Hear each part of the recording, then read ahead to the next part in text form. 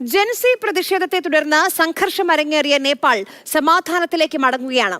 കുടുങ്ങിക്കിടന്ന മലയാളികൾ ഉൾപ്പെടെയുള്ളവർ സ്വദേശങ്ങളിലേക്ക് മടങ്ങി.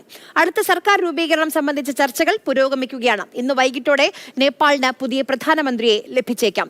കാഠ്മണ്ഡുവിൽ നിന്ന് ബി ബാലഗോപാൽ തയ്യാറാക്കിയ റിപ്പോർട്ട് കാണാം. ജൻസി പ്രക്ഷോഭത്തെ തുടർന്ന് കലാപം ആളിക്കത്തിയിരുന്ന കാഠ്മണ്ഡുവിൽ ഇപ്പോൾ സ്ഥിതിഗതികൾ സാധാരണ നിലയിലേക്ക് മടങ്ങുകയാണ്. ഇന്ന് രാവിലെ കർഫ്യൂവിൽ ഇളവുണ്ടായിരുന്നു. 11 മണിവരെ സാധാരണക്കാർക്ക് പൊതുജനങ്ങൾക്കൊക്കെ നിരത്തുകളിലേക്കൊക്കെ ഇറങ്ങാൻ വേണ്ടി കഴിയുമായിരുന്നു.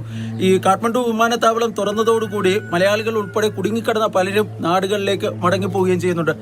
എന്നോടൊപ്പം ഇപ്പോൾ മലയാളിയായ കാഠ്മണ്ഡുവിൽ ദീർഘകാലമായി താമസിക്കുന്ന രഞ്ജൻ ജയചന്ദ്രനുണ്ട്. അദ്ദേഹം ലോക കേരള സഭയിലെ അംഗം കൂടിയാണ്. രഞ്ജൻ, എന്താണ് ഇപ്പോഴത്തെ ഒരു അവസ്ഥ? ഇന്ന് നോർമലിലോട്ട് തിരിച്ചു വന്നുകൊണ്ടിരിക്കുക എന്ന് പറയാം. ഇന്ന് കർഫ്യൂ ഉണ്ട്. 11 മണിക്ക് ശേഷം കർഫ്യൂ ഉണ്ടെങ്കിലും രാവിലെ അവർ ഇളവ് നൽകിയിട്ടുണ്ട് 11 മണി വരെ. ഇതെന്തിനാണെന്ന് വെച്ച് കഴിഞ്ഞാൽ ഓഫീസുകൾ തുറക്കാനും അവശ്യ സർവീസുകൾക്ക് പോകാനും ഒക്കെയാണ്. കഴിഞ്ഞ ദിവസങ്ങളിൽ ഇവിടെ ഈ കുടുങ്ങിക്കിടന്ന നിരവധി മലയാളികൾ ഉൾപ്പെടെ ആൾക്കാരുണ്ടായിരുന്നു. അവരെയൊക്കെ ഇവിടെ നിന്ന് നാടുകളിലേക്ക് മടങ്ങാൻ സഹായിച്ചിരുന്ന വ്യക്തികളിൽ ഒരാളാണ് അങ്ങ്. എന്താണ് അതുമായി ബന്ധപ്പെട്ട് ഉള്ള ഒരു സ്റ്റാറ്റസ്? ബസ്സുകളൊക്കെ ലോങ് റൂട്ട് ബസ്സുകൾ അതിർത്തിയിലോട്ടുള്ളതൊക്കെ ഓടി തുടങ്ങിയിട്ടുണ്ടായിരുന്നു. അപ്പം ബസ്സുകളിൽ പോകുന്നവർ ഇന്നലെ പോയിട്ടുണ്ടായിരുന്നു. ഇന്ന് രാവിലെ ഉള്ള ഫ്ലൈറ്റുകളിൽ ഇന്നലെ ചിലർക്ക് ടിക്കറ്റ് കിട്ടിയില്ലായിരുന്നു എയർപോർട്ടിൽ.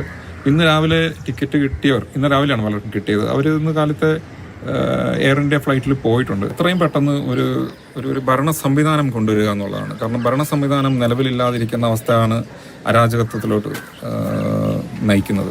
അതുകൊണ്ട് തന്നെ എത്രയും പെട്ടെന്ന് അവർക്കൊരു പ്രധാനമന്ത്രി വേണം. അപ്പം ഇന്ന് വൈകുന്നേരത്തേക്ക് ഒരു പ്രധാനമന്ത്രി രാജ്യത്തിനുണ്ടാവും എന്നാണ് പറഞ്ഞത്. ആരുടെ പേരിനാണ് മുൻതൂക്കം സുശീല കാർക്കിയുടെ പേരിനാണ്. തീർച്ചയായും നേപ്പാളിനൊരു ആദ്യ വനിതാ പ്രധാനമന്ത്രി ഉണ്ടാകുമോ എന്നത് കാത്തിരുന്ന് കാണേണ്ട ഒരു കാര്യമാണ്. ഏതായാലും ഇന്ന് വൈകിട്ട് ഇതുമായി ബന്ധപ്പെട്ട നിർണായകമായ തീരുമാനവും പ്രഖ്യാപനവും ഉണ്ടാകുവാനാണ് സാധ്യത. കാഠ്മണ്ഡുവിൽ നിന്നും സ്റ്റീഫൻ മാത്യുവിനൊപ്പം ബി ബാലഗോപാൽ, മാതൃഭൂമി ന്യൂസ്.